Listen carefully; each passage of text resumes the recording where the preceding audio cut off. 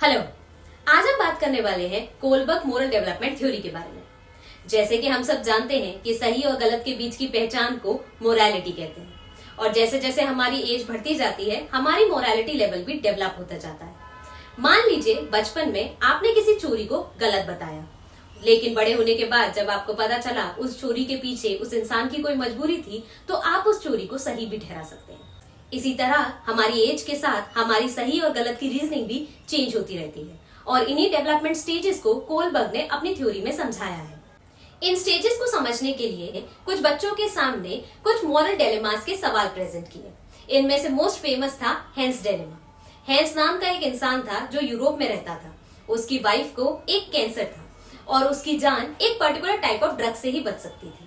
वो ड्रग वहां के एक लोकल केमिस्ट ने इन्वेंट की थी और वो उसके 10 गुना ज्यादा पैसे ले रहा था। हेंस ने वो पैसे इकट्ठा करने की बहुत ज्यादा कोशिश की, लेकिन वो असफल रहा। वो उसकी आधी रकम ही इकट्ठा कर पाया। हेंस ने जाके उस केमिस्ट से बहुत ज्यादा विनती की कि वो पैसे बाद में जमा कर देगा, लेकिन वो केमिस्ट नहीं माना। उसने बोला कि अगर उसने वो ड्रग इन्वेंट की है तो वो उससे बहुत ज्यादा पैसे कमाएगा। पर हेंस को अपनी वाइफ की जान बचानी ही थी, तो उसने रात में जाके वो ड्रग केमिस्ट की दुकान से चुरा ली। इस डिलेमा को लेकर कोलबर्ग ने बच्चों के सामने कुछ सवाल रखे, जैसे क्या हेंस को वो ड्रग चुरानी चाहिए थी? अगर हेंस अपनी बीवी से प्यार नहीं करता होता तो तब भी वो ऐसा ही करता। अगर जो इंसान मर रहा था वो एक अनजान व्यक्ति होता तो तब भी वो ऐसा ही करता। क्या पुलिस को केमिस्ट को मर्डर के लिए अरेस्ट करना चाहिए अगर वो औरत बिना ड्रग के मर जाए तो? कोलबर्ग ने एक्सपेरिमेंट 72 शिकागो के लड़कों पर किया था जिनकी उम्र लगभग 10 से 16 साल थी, जिनमें से 58 को अगले 20 साल तक हर 3 साल के इंटरवल में फॉलो किया गया। और कोलबर्ग ने इस एक्सपेरिमेंट से ऑब्जर्व किया कि जैसे जैसे वो बच्चे बड़े होते गए उनके सही और गलत के लिए जो रीजंस थे वो चेंज होते गए। और इसी के बेसिस पे कोलबर्ग ने मॉरल डेवलपमेंट की 3 स्टेजेस बताई: pre conventional, conventional and post conventional. चलिए इन स्टेजेस को और उनके सब पार्ट्स को एक एग्जाम्पल के साथ समझते हैं। मान लीजिए एक स्कूल में कोई लड़ाई हुई। 2 9th ग्रेड के बच्चे एक छोटे बच्चे टॉम को मार रहे थे। जिन जिन ने ये लड़ाई देखी वो मॉरल डेवलपमेंट की अलग अलग स्टेजेस पर थे। चलिए देखते हैं कि उन्होंने क्या किया और कैसे अपने बिहेवियर को जस्टिफाई किया। Stage 1, obedience and punishment. Farhan नाम का एक लड़का जो ये लड़ाई दूर से देख रहा था, उसके लिए सही और गलत का डिसीजन डायरेक्टली इस बात से लिंक्ड है कि उसे इस चीज के लिए पनिशमेंट मिलेगी या नहीं।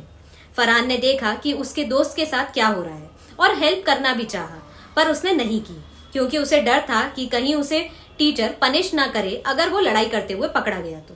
उसने अपने आप से पूछा कि मैं कैसे पनिशमेंट से बच सकता हूँ। Stage 2, self interest.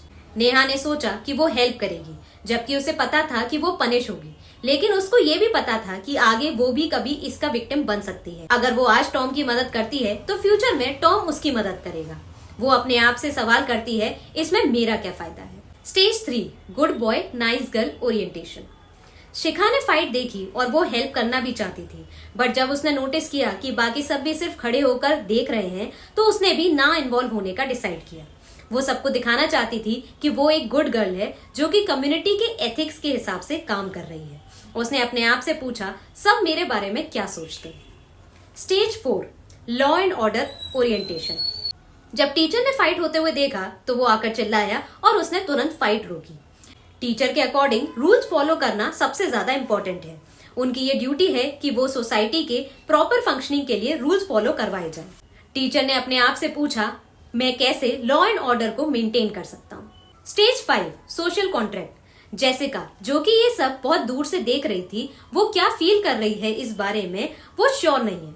उसके हिसाब से रूल्स तभी तक फॉलो होने चाहिए जब तक उसका राइट पर्पस सर्व हो रहा है। ऑब्वियसली स्कूल रूल्स में फाइटिंग करना मना है, पर हो सकता है टॉम ये लेसन डिजर्व करता हो। कल ही तो उसने फर्स्ट क्लास की एक लड़की को मारा था। उसने अपने आप से पूछा, क्या ये रूल्स कम्युनिटी के हर मेंबर के लिए सच में सही हैं? Stage 6, universal ethical principle. जो उस फाइट में इन्वॉल्व था, अब उनको हेडमास्टर को फेस करना पड़ेगा। हेडमास्टर ने पहले स्कूल रूल्स एक्सप्लेन किए और समझाया कि वो क्यों एग्जिस्ट करते हैं। उसके बाद उन्होंने क्लैरिफाई किया कि रूल्स तब तक वैलिड होते हैं जब तक वो सबके साथ जस्टिस कर रहे हैं। जस्टिस के लिए आप अनजस्ट रूल को डिसओबे कर सकते हैं। हेडमास्टर का हाईएस्ट मॉरल प्रिंसिपल यहाँ पर है करुणा, कंपैशन। उनको लगता है कि हर किसी को एक दूसरे का नजरिया समझना जरूरी है। वो अपने आप से पूछते हैं वो एथिकल प्रिंसिपल्स को जस्टिस कैसे सर्व कर सकते हैं। प्री कन्वेंशनल लेवल, इस लेवल पर फरहान अपने फियर द्वारा ड्राइव होता है, वही नेहा अपने सेल्फ इंटरेस्ट द्वारा। दोनों ही सिचुएशन में गलत और सही इस बात पर डिपेंड करता है कि उसका उन पर क्या प्रभाव पड़ रहा है, ना कि सोसाइटी के रूल्स पे। इस तरीके की रीजनिंग बच्चों में बहुत कॉमन है। कन्वेंशनल लेवल, शिखा पीयर प्रेशर के अकॉर्डिंग काम कर रही थी और टीचर रूल फॉलो कर रहे थे। यहाँ पर मोरालिटी इस चीज पर डिपेंड करती है कि सोसाइटी किस चीज को गलत और सही ठहरा रही है। इस लेवल पर रूल्स की फेयरनेस शायद ही क्वेश्चन की जाती है और ये अडोलसेंस और एडल्टहुड में बहुत कॉमन है। पोस्ट कन्वेंशनल लेवल, जेसिका को पता है कि चीजें कॉम्प्लिकेटेड होती हैं क्योंकि इंसान उन रूल्स को डिसोबे कर सकता है जो उसकी मोरालिटी से मैच नहीं करते। वहीं हेडमास्टर यूनिवर्सल एथिकल प्रिंसिपल को पूरी तरह फॉलो करते हैं। हेडमास्टर को इस बात से मतलब नहीं है कि रूल्स क्या कहते हैं, पर उनके हिसाब से यूनिवर्सल एथिकल प्रिंसिपल को फॉलो करना ज्यादा जरूरी है। उनके लिए कंपैशन, करुणा के थ्रू सब चीजें सॉल्व की जा सकती हैं। हर इंसान उस लेवल तक नहीं पहुंच सकता। कोलबर्ग का काम पियाजे की कॉग्निटिव डेवलपमेंट थ्योरी पर बेस्ड था, पर इस मेथड के साथ कुछ प्रॉब्लम्स भी थी, जैसे डिलेमास वर आर्टिफिशियल। ये चीज बहुत लोगों के साथ अनफेमिलियर थी। कोलबर्ग ने 10 से 16 साल के बच्चों से सवाल किए थे। उनकी कभी शादी ही नहीं हुई थी, तो उनको सिचुएशन का आइडिया नहीं था। Second, the sample was biased. उस सैंपल में सभी लड़के थे, तो उनका जो एक्सपेरिमेंट था वो जेंडर बायस था। Third, the dilemmas were hypothetical.